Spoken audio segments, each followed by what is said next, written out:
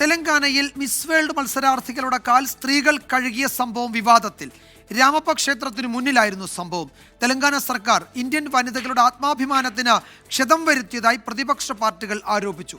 അതിഥികളെ സ്വീകരിക്കുന്നതിന്റെ ഭാഗമായാണ് കാൽ കഴുകിയത് എന്നാണ് സർക്കാരിന്റെ മറുപടി. യുനെസ്കോയുടെ പൈതൃക പട്ടികയിൽ ഇടം നേടിയ രാമപ്പ ക്ഷേത്രം കാണാനെത്തിയതായിരുന്നു മിസ് വേൾഡ് മത്സരാർത്ഥികൾ. ക്ഷേത്രത്തിൽ പ്രവേശിക്കും മുൻപാണ് വോളണ്ടിയർമാരായ സ്ത്രീകൾ കാൽ കഴുകിയത്. ദൃശ്യങ്ങൾ സമൂഹമാധ്യമങ്ങളിൽ പ്രചരിച്ചതോടെ BJPയും BRSും രേവന്ത് റെഡ്ഡി സർക്കാരിനെതിരെ രംഗത്തെത്തി. കൊളോണിയൽ അടിമത്വം കാണിക്കുന്ന ചടങ്ങാണെന്നും സ്ത്രീകളെ അപമാനിച്ചെന്നും ഇരുകൂട്ടരും കുറ്റപ്പെടുത്തി.